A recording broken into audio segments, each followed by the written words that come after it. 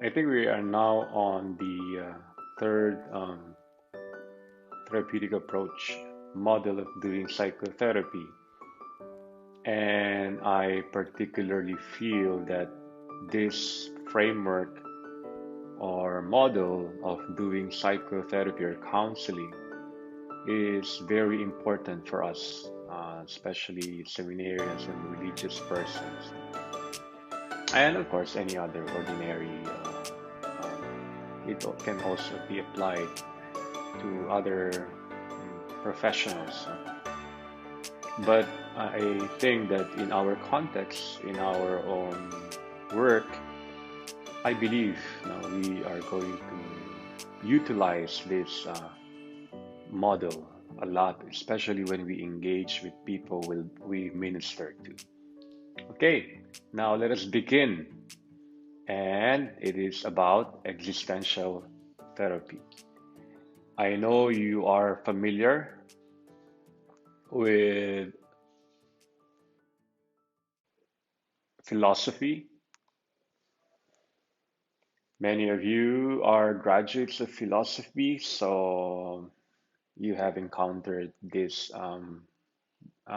framework, existential in your existential philo. So naturally, um, this psychotherapy approach will utilize this framework a lot. It will be the foundation on how we are going to engage our clients or people we counsel, and what will be the foundational basis of how to do therapy, what do we do with our clients, how we make them better, or how do we heal them from their mental illnesses, in particular like depression, feeling anxious, or even feeling empty and losing meaning in life, that they have become too isolated, they are despairing, all these situations, all these human conditions. And we can utilize existential psychotherapy so that we can make these people feel better. Okay, so it's since it's born from philosophy, no, it's a way of how we look at our process of thinking, and also, of course, the process of thinking of our client. And in this context, this process becomes more, let's say, profound, okay, deep, in a manner that we talk about existential questions. Later, I'll be giving some examples which Corey um, wrote about. Okay, so here we talked about humanity, the humanness. What makes us human? Okay, so you've heard of phenomenology, the subjective experience and interpretation of people on what's happening to them. No? What is it that's there for me? And also in existential psychotherapy, we understand that humans are in constant state of transition. We are evolving and becoming. No? It is not a static situation where condition where human can be seen as in like a statue where it's just that this it. You take it as it is, no? The color, the hardness, or the beauty of it in a very static way. But we look at human beings as always in transition, uh, becoming better or even becoming worse. So something is happening. So it's a process. And with that, we look at the subjective world of everyone. So when you engage with your client, you look at how do they search for meaning, no? And how do they understand their world around them, no? What is their take on what's happening to them? And with that, people are free. Existential psychotherapy proponents believe that people are free and that they are responsible for their actions and choices. So when you do your psychotherapy, you'll be exploring and analyzing and directing your client to utilize their freedom. And as they utilize their freedom, that they are somehow responsible for their choices, for their actions. So throughout this discussion, you will hear me talk about freedom, responsibility, choices. No? These are important concepts that you will utilize when you use existential psychotherapy, when you engage your client or your patient or people you counsel. No? Freedom, responsibility will be part of that. So, in a way, what you do is you explore, no, and options to create a meaningful existence. Now, with your client, no, what can we do, no, so that your existence will be more meaningful, no? What can you do? You are free as a person. You are responsible for your actions. Then, to make your life more meaningful, what should we do then? Because of that, it's important to take into considerations questions like, who am I? No? When clients are struggling, who am I? No? And because of that, I feel I'm lost. I don't know who am I. No? I am feeling isolated. I feel that there's so much anxiety. I become very depressed. No? And they come to us then for counsel. They want to answer that question. Or the reality that, I know I'm dying. People who are sick in the hospital, you will hear these statements from them like, I am afraid to die, or I am ready to die. Okay? What have I done in my life? No? Kaya nga, di ba, when we engage with people, you see that. No? People are always in search for answers, and they want to find meaning in their life. No? So here comes existential psychotherapy. You can utilize this, no? So they can go deeper to the and find insights to their own very existence. So questions like, what does it all mean? No? Why am I having this problem? Why am I experiencing this? What do they mean? No? Why are they? Why do they keep happening to me? Right? Nowadays, during the pandemic, I'm sure many of these questions are being asked. And because of that, people would like to find answers. And as an existential therapist, then that is your goal now. How you're going to guide your client to find the beauty of their experience in the midst of the reality of that there is suffering, that they're going to die, that they are experiencing some angst because they do not fully comprehend or they're not fully aware of what is going on in their life. Okay? And another question, how am I going to get to where I want to be in my life? Okay? When you go and counsel people who are looking for meaning, like they want to, are searching for their vocation in life. So if you're a vocation minister, this kind of model is, I think, very appropriate. Now, you can use this so that you can guide people you counsel on finding the meaning in their life. And questions like this, going deeper to this question and even asking them this question can be very powerful so that they become in touch in their own subjective world. Okay, that's the term, the subjective world. How do they interpret all these things? Okay, what is the impact of all these things in their life? Okay, so when we do existential therapy, I think it's good to understand that that we have this um, belief that as humans, now we have that capacity for self-awareness. This is very similar to person-centered. Okay, we have that capacity for self-awareness, and part of that self-awareness is that we allow people to reflect and make choices. When you say reflect, You can go and look into yourself. So you become aware of what's happening to you. And after becoming aware of what's happening to you, you begin to analyze or even explore or dissect the choices that you make or the values that you hold. And then after realizing that you need to become better, then you try to make better choices in life. Okay. So that's part of that self-awareness. No? You get to know your own weaknesses. You get to know your own strength. So part of an existential approach will be something like that. No?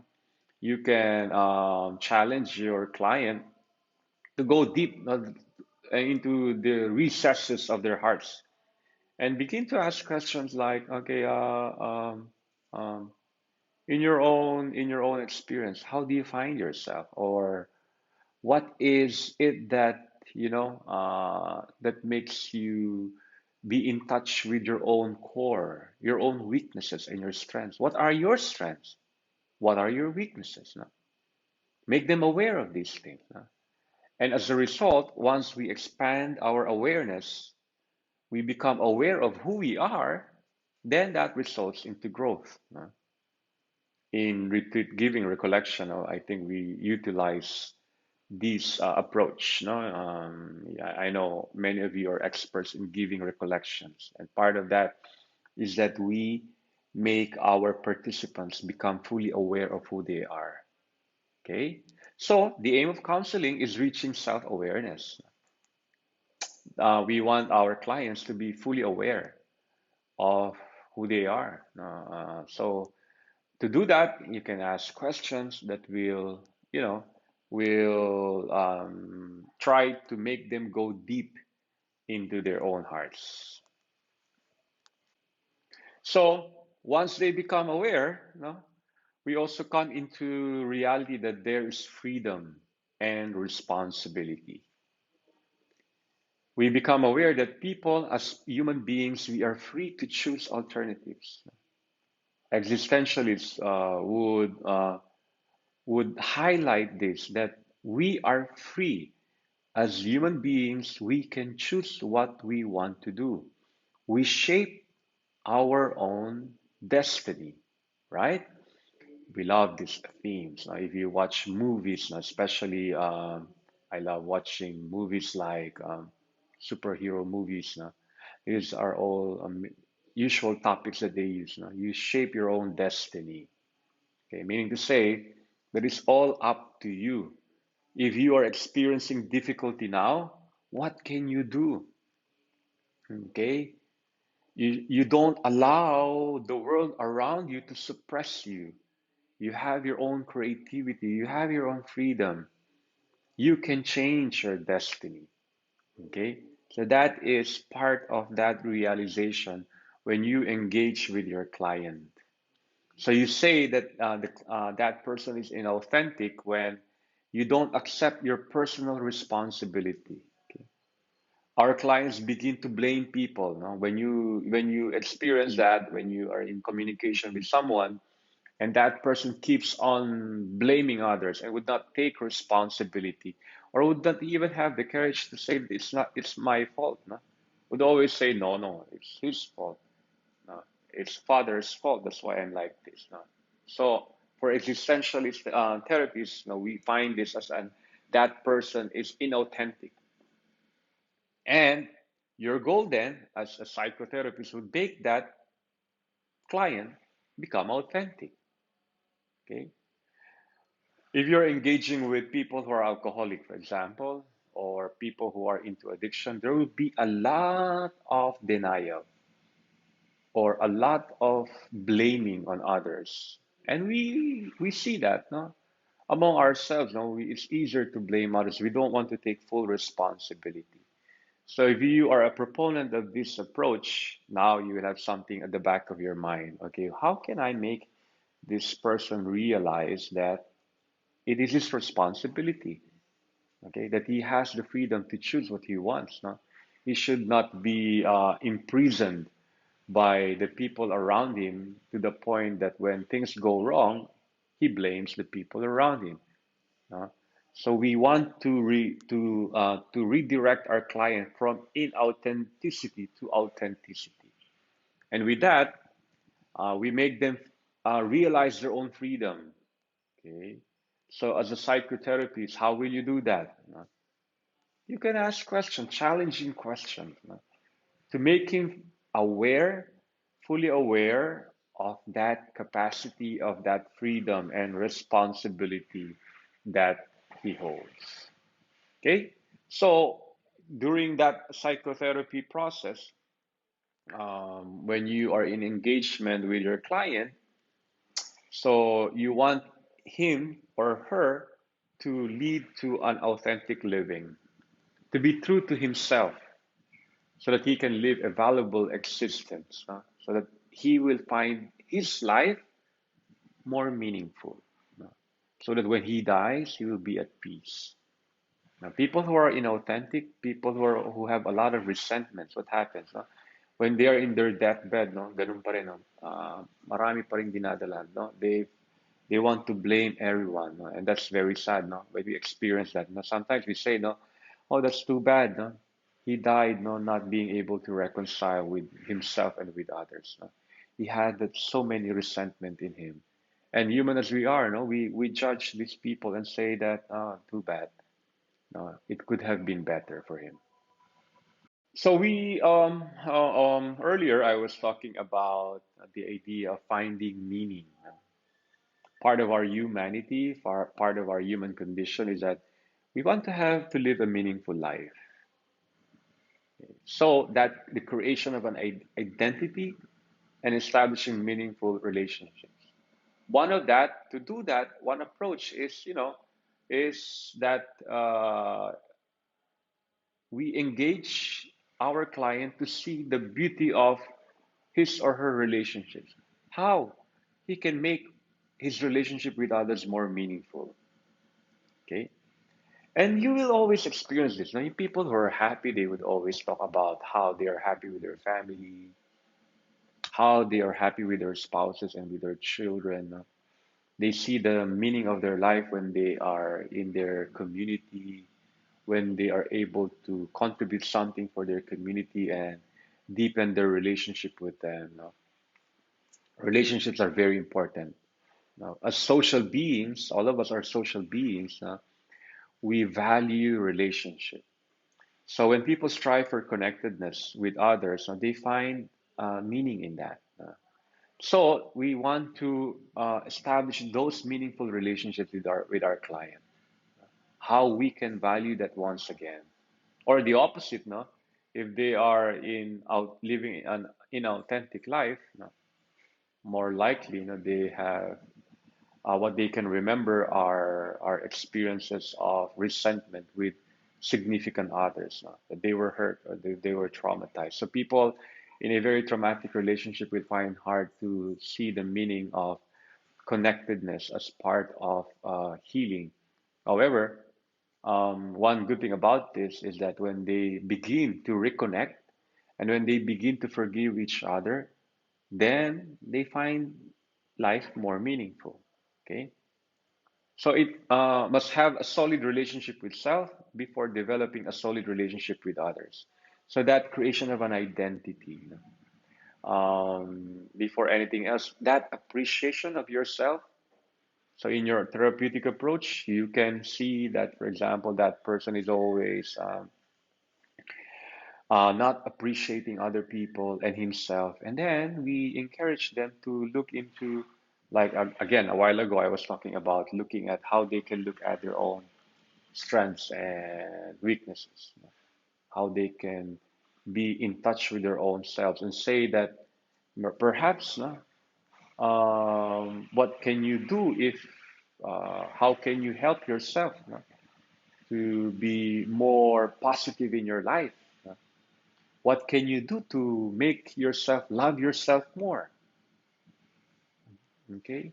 Uh, how we can challenge our client to be more appreciative of their own strengths, at the same time, their own weaknesses, and look at those weaknesses as an opportunity for them to grow, to develop themselves. Kaya nga itong process ng therapy with this approach, again, we ask our client to have that awareness that yes, they may be flawed, yes, they may be imperfect, but that doesn't mean they cannot grow anymore. Okay, once they discover their own weakness, their own flaws, what can they do now? What can they do so that they can become better?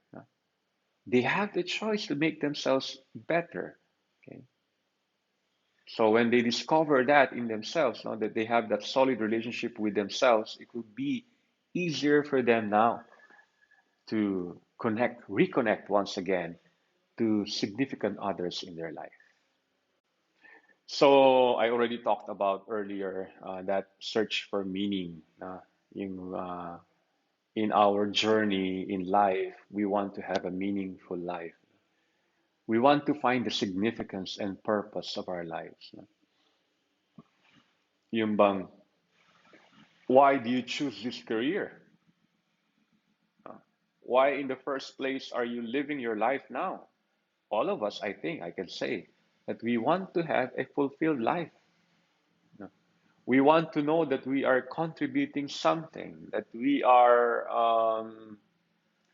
a significant person in our society that has something to give to others. And because of our contribution to others, we find that meaning that, hey, I'm a valuable person. I am needed. I can be a source of transformation in the lives of people. Okay. And part of that search for meaning is that when we were able to find that this is the life I wanted to have, there are times that we have to discard old values. Okay. Meaning to say values that are not healthy, values that are not helping us to achieve that purpose in our life. If, for example, a young person comes to you and he wants to become successful in his chosen career, but he's too worldly in his lifestyle. He would spend a lot. He would use his money for his vices like smoking, drinking, or using drugs. No? But at the same time, he wants to become a successful person. So what do we do now? No? How we can encourage that person to discard that old values so that he will find meaning and then get into that new values that will make him achieve that purpose that he wants in life. No? Because we are going to expand no, the horizon. A while ago, I was telling that I think the very first thing that we should do is make our client become aware of themselves. Now, that will be part of our therapy. Become aware after realizing his own condition, how he can now explore his freedom, how he can utilize that, and his actions, he is responsible to make himself better. No? Walang makakatulong sa kanya kundi sarili niya. No? So that's part of an existential approach. And then once he finds out that, I can do these things, I can change my life, then he tries to begin, make responsible actions so that he becomes better. Okay? And that search for meaning also will be activated because of we feel sometimes empty, we feel hollow, and life seems meaningless, no? When we are in despair, and you know the feeling. Almost, I think all of us know, have to undergo some form of feeling isolated, feeling lonely, feeling empty. And because of this feeling, no, of this existential vacuum, it motivates us to search for a better life. Uh, Logotherapy is that approach by Viktor Frankl, where we help clients to find meaning in life. That is logotherapy. What we're talking about now mainly is we journey with our client. No? Yeah, this is very important. Now, this approach, no, information is very important. So my you seminarians, especially those who are under me, I always ask you questions that are very existential, like why do you want to become a priest? Where is God, in your life? What is your purpose in life? These are existential approaches that we can utilize so that people who come to us will go deeper into their own human experience. Okay, there was a time, I think I mentioned something about anxiety earlier, no? As in many approaches, anxiety is something that is discussed uh, as part of how to look at human condition and how we can help our clients. In the same manner, in existential approach, anxiety is a real phenomenon that we have to face. No? And for existential approach, they also following the approach of a psychodynamic. No? They also believe that existential anxiety, this happens when we examine our own being and then we look at our own life in terms of the reality of death, the reality of freedom, our choices, and that there are times that we are isolated, no? And life become meaningless. No? These are existential anxiety when we look into that. No? When we reflect into this. I remember I told some of you that if I go to a funeral, no, I always ask this existential question, and I have that anxiety. I begin to ask myself, no, one of these days I will die. No? That person, this dead person that I am blessing now, one of these days I'll be there. And because of that experience encounter, I begin to examine my own being. No? I experience that anxiety. No? It shakes me somehow. Okay. Another form is the normal anxiety, no? Normal reaction to an event. No? And when you are, that simply means that if you encounter a problem, then you feel anxious. No? If you encounter danger or you're in the front of, for example, somebody is driving so fast, no? Too fast that you become so anxious because you are afraid that you might meet an accident. Huh? Okay, so that's a normal anxiety. Or like you are now, for my seminarians who are now at the end of their formation, you feel anxious on whether I'll be asked to continue or I might be asked to go for regency or I might be expelled. These are anxieties that are normal. And because you feel that, no, that's an opportunity for growth. No? What do? You try to be better. No? You try to improve yourself. No? No, you try to respond to that. Okay, so that is a normal anxiety. But there's also that we call neurotic anxiety. No? Some same similar to the psychodynamic. No? What happens is that our feeling of fear is not proportionate to what's happening out there.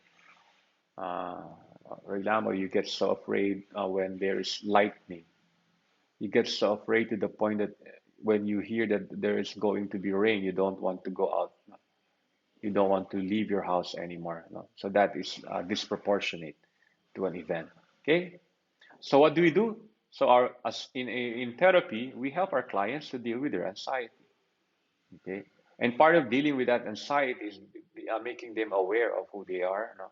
Go deep into their own personal experiences, in their own subjective world. No? As you can see, there is no defined technique in existential approach, no? Unlike in other forms of psychotherapy, no? Like like person-centered. This approach is there is no defined, no, defined technique. It's more of that philosophy of that. I'll be talking about that later more.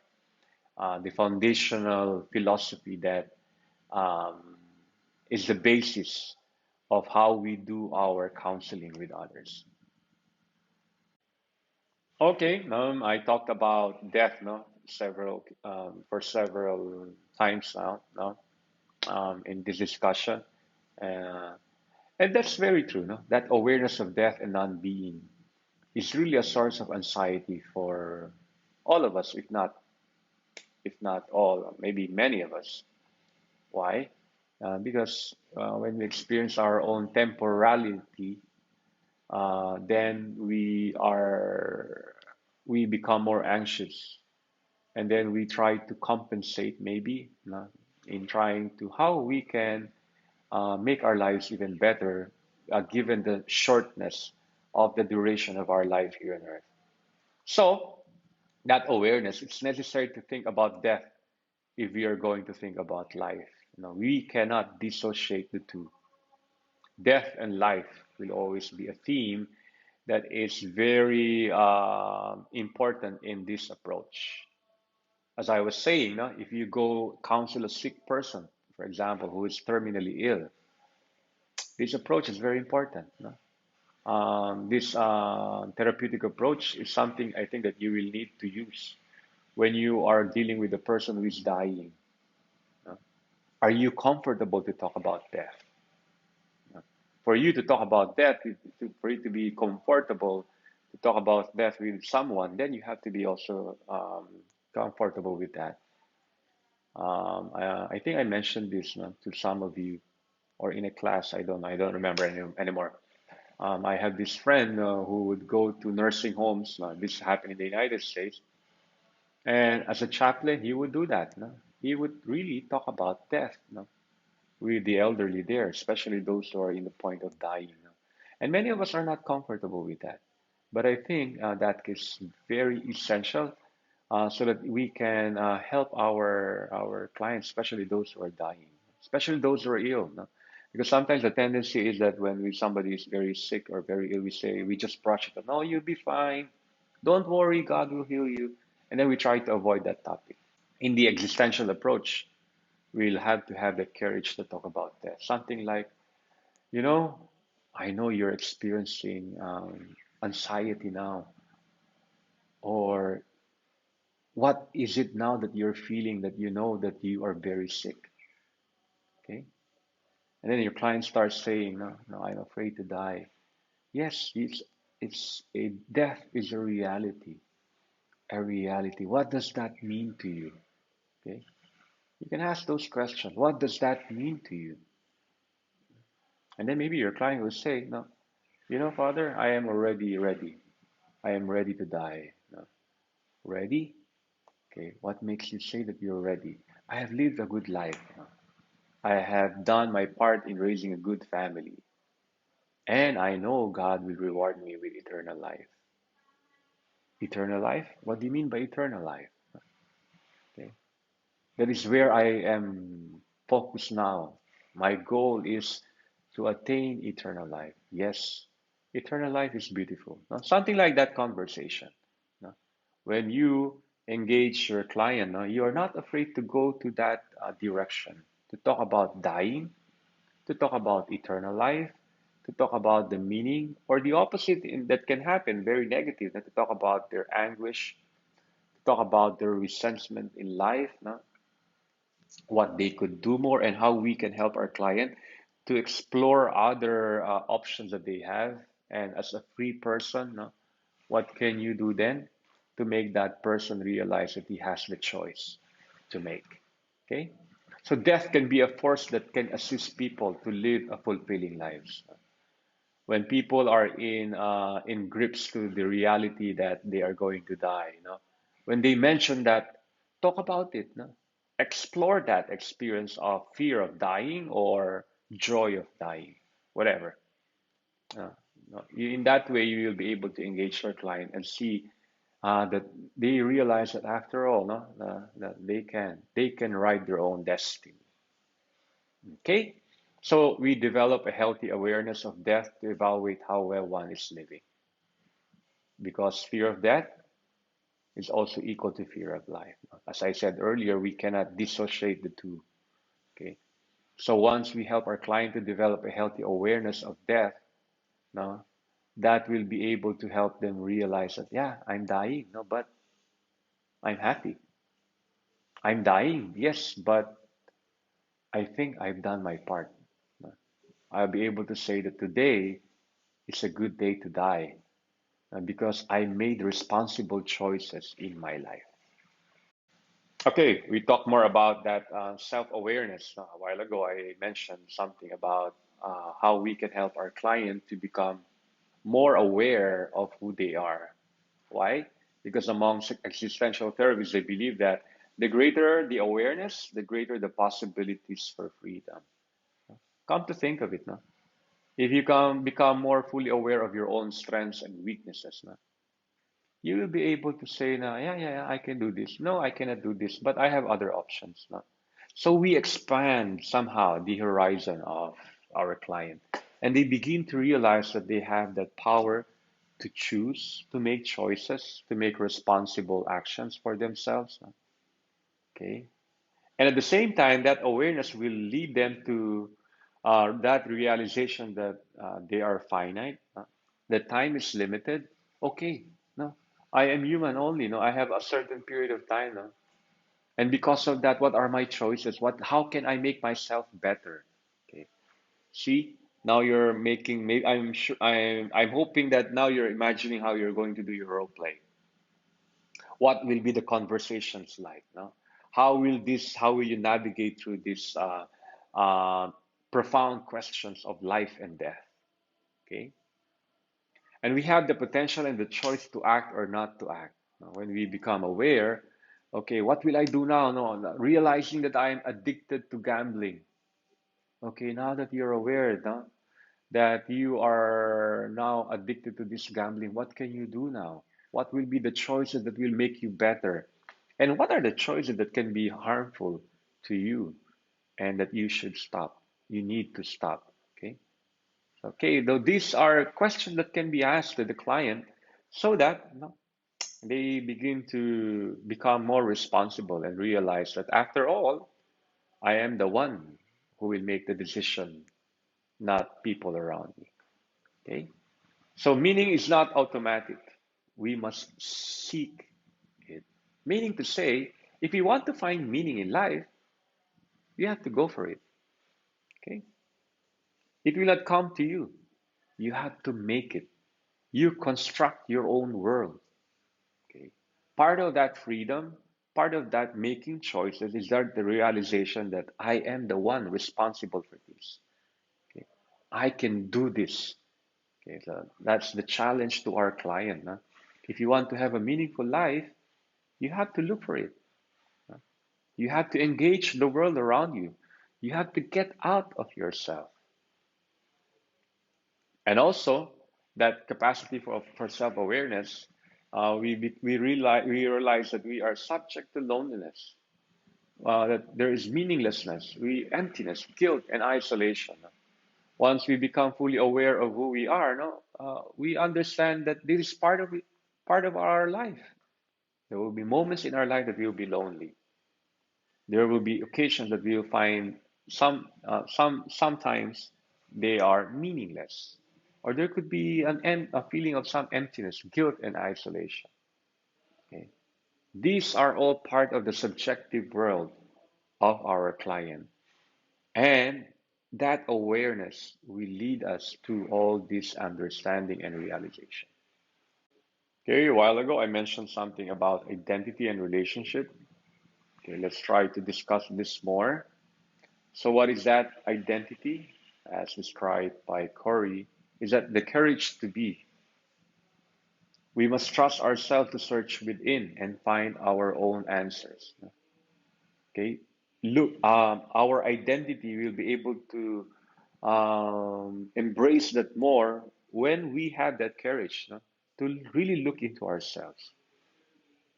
And then, as we look into ourselves, we find our own answers. No? Nobody will give us the answer.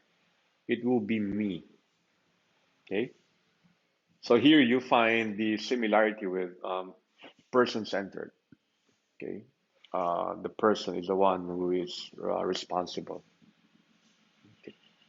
In the same manner, no, is that to fully embrace that identity, no, our client should have that courage to look within. And of course, fear will be there, when we discover that, oh my God, I am worthless, or there's no core in me. Okay, I feel that I have lived a miserable life. Okay, that will be part of that anxiety, no? That realization. Being existentially alone helps us to discover our authentic self. But The irony, the paradox here is that when we discover that there is no core or no self, or if we come into realization that we have many flaws, then we begin to help ourselves. No, no, no, no. I need to do something. I need to get out of this. Okay. Or if your client is not reaching that point, you as a therapist will be there to assist him, to motivate him, to encourage him. That after realizing that he is alone, that with you there as someone who supports him, like a person centered, you will help him to discover that yes, I can still get out of this. No, there is hope. I can be better. Okay, and about relatedness, relationships.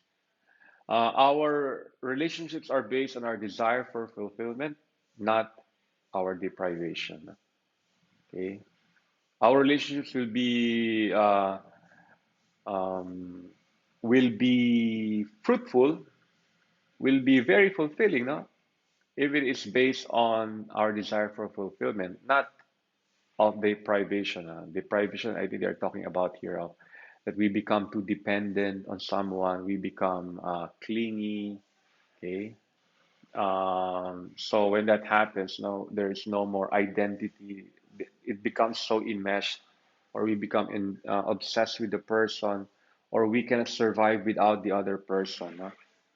No? We become too independent to the point that all of our life relies to that person. No? Many of our songs are like this, no? Love songs. No? If you go to analyze many of the popular love songs, no? Like I don't know what example could that be. Or I can't live if living is without you. Okay, is that by Mariah Carey? No? So these songs are very clingy or too dependent. No? So in that case, then no, that is based on deprivation. And if that happens with your client, now what do we do now? How can we make them appreciate that yes, relationship is life giving? We need relationships, but not to the point that we lose ourselves, our identity in that relationship, to the point that when that person is no longer around or we are not in good terms with that person, our life becomes very miserable. And that is what happens, right? Especially when people succumb to depression after a failed relationship, okay? There will be that imbalance somehow. But of course, on the opposite side, if we are surrounded by positive relationships and we are secured with our own identity, then with our own selves, now we are also life giving. We give and we relate with others in a very healthy manner. Then these related relationships will be based on our desire for fulfillment and can be very healthy for us. Okay. So balancing aloneness and relatedness helps us develop a unique identity and live authentically in the moment. That's what I was talking about. No? We balance being alone at the same time relatedness. Okay, we are not always alone to the point that we are no longer engaged in relationship with others, or we are not too related and dependent to the point that we cannot be alone. Okay, so it talks about balancing this. Okay, so these values are actually very, very Western. No? If you will see, these are the things that are very um, appropriate in a very Western culture. Okay, what about that search for meaning? Meaning, like pleasure, meaning must be pursued obliquely. What do we mean by that? No? Finding meaning in life is a byproduct of a commitment to creating, loving, and working. If we are committed to loving and working and that creating a good environment, no? If we are committed to that, we will find meaning. We don't directly look for meaning, but what happens is we directly go to the world, engage ourselves there, and then out of that, we are able to obtain meaning. Okay, so The will to meaning is our primary striving. Life is not meaningful in itself. No? The individual must create and discover meaning. So part of that awareness, again, let me go back, awareness of who you are. Okay, and then after that, you begin to explore and realize your own freedom and responsibility. You can make choices so that you can make better after your awareness, you can make better your situation. And then you try to implement actions, no? Action that will make you better. And that's where along the way you find meaning. Okay? You do not work for meaning directly, no, but out of because of the good choices that you make, no, using your freedom well and being responsible for your actions will result into a meaningful life. So let me go back again to that anxiety. No? As I said, existential anxiety is something that is very normal. Life cannot be lived, nor can death be faced without anxiety. That will be part of us all the time. No? And as existential therapists, we help our client to develop a healthy view of anxiety. Okay? Why? Because anxiety can be a stimulus for growth, as I mentioned earlier. As we become aware of and accept our own freedom, no, we make responsible choices because of that. We try to make responsible choices. So that anxiety is something that pushes us to become better. And anxiety can be a catalyst for living authentically and fully. Now, with that anxiety, we want to make better our life. I don't feel comfortable with how I live my life now. I am not satisfied. Those are anxiety feelings that can make us move and really strive for something better. When somebody goes to you for counseling, they are experiencing that. Okay? The moment they knock and ask you, "Can you help me? Can I go for counseling to you? I know you are a wise person." That simply means that they are experiencing that existential anxiety that they want to be better. And because of that anxiety, that pushed them to seek for help. Okay? We can blunt our anxiety by creating the illusion that there is security in life. No? Or also, what happens is could be after some time, no, because we don't want to face our own anxiety, it's like a defense mechanism. No? What we do is that we create our own illusion, no, that we are secure in life. Oh, that's nothing. We rationalize. Okay? And if we have the courage to face ourselves and life, we may be frightened, yes, but will you be able to change? As we go along, as we try to navigate in our own life existence and how we confront our problems, what happens is that it could be very, very frightening, yes, but there is hope, and we know that we will be able to change. That is, if we have that courage to face those things that are terrifying. No? And once we are able to face them, we will have change. We will be able to change. No? That is the time, for example, in the stage where we are on denial. When you're on denial, it's hard, no? Meaning to say, you create that illusion. Okay? Then after some time, we have the discomfort in life. No? We begin to consciously reflect on what we are doing. No? Then, when that happens, or when we become courageous enough to face that, then we want to move forward. No, no, no, no, I cannot live this life anymore. No, I need to stop denying, and need to have that change, and that beginning of change. I need to do something. Okay. So, what are the goals of existential psychotherapy? I will enumerate some of them.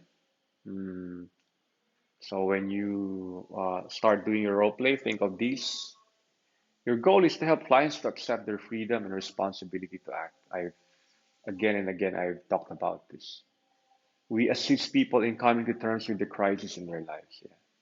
We assist them. We help them to be able to be more open and accepting of this reality. We encourage clients to recognize the ways in which they are not living fully authentic lives. We encourage clients, no, that we make them recognize, no, that they are, when I mentioned already, that authentic life, no, and if they are not, if they are living an inauthentic life, no, we can intervene, no, and pose some challenging questions to them. Uh, okay, we invite clients to become more honest with themselves. In fact, no, there is this is a difference between one, I think, one difference between a person-centered and existential approach. Now, here you can give some advice, no? You can give some direction, no, as compared to person-centered, where you do not. Here, you can give some inspiring words, no? Now, you can be very philosophical, no, in your words, and you can have that yung mga saying, no, deeply philosophical. You can throw that in to the client. You invite clients to become more honest with themselves. You challenge them. We challenge them, no, to be more honest after realizing that they are living an inauthentic life. And we broaden our clients' awareness of their choices, no? That there are many choices that there are present to them. And it just so happened that if they are living an inauthentic life, they are making bad choices. So we broaden that. What are their other options in life? How they can make themselves be better? And there are many choices out there. It just so happened that they did not choose them. Okay? We facilitate the client's search for purpose and meaning in life. Throw in questions that will make them search for purpose in life, or not really search, but be able to express them to you. Uh, so questions like, as I said earlier, no, like, who are you? What do you want to be? No? What gives you happiness? No? What gives you purpose in life? These questions are very existential, and they can be asked to the client so that they begin to, explore their own identity. Okay? We assist clients in developing a deep understanding of themselves and the ways they can effectively communicate with others. Part of that is that again, they become to know themselves more. They become in touch with their own identity, their own strengths and weaknesses, and how they can effectively relate with others. After they after they have accepted their own identity, how will they be able to use that identity in terms of communicating with others? Okay, so these are some of the goals that you can use in your role play next week, and I hope that you make use of this so that you get, of course, you get better, higher points for that. So, what would be that relationship between the therapist and the client? Okay, I think it's good to look into that now. So, in the therapy is a journey taken by therapist and client, similar to person-centered. The person-to-person relationship is key. Okay, that's very important. Your relationship with your client. The relationship demands that therapists be in contact with their own phenomenological world, with our own subjective experiences. We should be in touch with that. Okay, that is key, key to our relationship in our journey with our client. And what is the core of the therapeutic relationship? Respect and faith in the client's potential to cope. Similar again to person-centered. No? We respect that, and we believe, in the client's capacity or potential to cope. Sharing reactions with genuine concern and empathy. Again, like person-centered. No? As counselors, we share our own reactions, and we empathize and we make express that. So very similar to person-centered. Um, as I said earlier, this existential approach can be utilized in conjunction with other models, no? Because it's not really, as in a strict sense, not really technique based. That is, there's a prescribed steps to follow. What is important here is that the philosophical foundation, which I've been talking about from the very start. So, what are the limitations of existential psychotherapy? The individualistic focus may not fit within the world views of clients from a collectivist culture. A while ago, I was telling you that this is very Western, the values that is being proposed here. that are being proposed here are very Western. So that's individualistic focus, meaning to say that there is so much focus on the individual to become better, that they have that power. No? They can go deep into themselves, to their own identity, so that they can make their own personal choices to make themselves better and to improve. It's all up to them. No? You have the power, you have the freedom. So as a responsible person, it's you who make your destiny, you shape your destiny. So there's so much focus on that. In a collectivist culture, I'm afraid that will not apply, no? Because in a collectivist culture, the focus is not about me, myself, no? But the community. No? It's so hard to talk about them shaping your own destiny. In a collectivistic culture, it could be shaping our destiny. What is the destiny of the group? Okay. The high focus on self-determination may not fully account for real-life limitations of those who are oppressed and have limited choices. What does this mean? If we think that to become better, our clients should be determined to say that they have the choice and the freedom to get out of their predicament, of their own oppression. But as we can see, the person sometimes are limited, and many of the things that are making that person feel bad or depressed or suffer from his situation is because of the reality that there are oppressive structures out there. Okay, that he cannot do it by himself alone.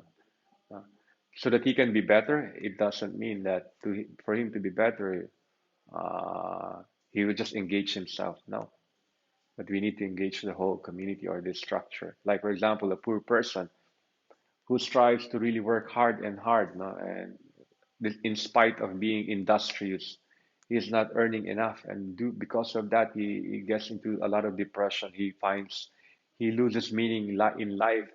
He lives an inauthentic life because of the so many problems besetting him. Okay, now what do you do as a counselor? You just tell him that you have the choice, no, to become rich or to become successful in life. It's all up to you. Of course not, because there are other social factors that are contributing to poverty. So we need to also look at the macro reality of the person involved. Some clients prefer a more directive approach to counseling. Yes, I said earlier, that in some ways this has there is in this approach you can give some little advice. You can give some little inspiration, food for thought, something like that. But still, it's non-directive. No? More like a person-centered. You don't force, your client to act in a certain way. Why? Because what's important here is that you make the person realize that he's free and responsible. And you don't tell him what to do. Because once you do that, when you tell him what to do, then again, you are not making him really free and responsible for his actions. He will end up just following and obeying you, but not really embracing that and making it as his personal choice to make. Okay. The approach may prove difficult for clients who experience difficulty conceptualizing or have limited intellectual capacities. Finding meaning in life, no, it takes a lot of deep insights. For people who are not intellectual, that could be very challenging. Asking them to go deep, to have that profound insight in life and realizations in life, it takes some level of intelligence. The approach does not focus on specific techniques, making treatments difficult to standardize. As I said earlier, no, there is no specific technique or steps that you should follow here. And because of that, standardizing this will be more difficult if you want to measure, for example, do experiments on how effective this is as an approach to counseling. And if you're going to compare this with other counseling approaches, so how will you measure that? Okay. And because of that, there's limited empirical support to this one. Okay, limited because empirical, because everything is subjective. Because this is a subjective approach to counseling. When I say subjective, it is between the counselor and the counselee where they construct meaning. The two of them construct meaning. and that will be based on interpretations that are mostly interpretations of the client. Okay, so this ends my discussion here. So I will be once again encouraging you to read the text, the full text, so that you'll have a better and understanding of what I just presented. I just pointed out some highlights and tried to help you understand your text more, but I think it will be very helpful for you if you read again or read the text by Corey. Have a good day and thank you. And I hope that this time again, no, more of you make will take the quiz and will get a perfect score. Okay, bye.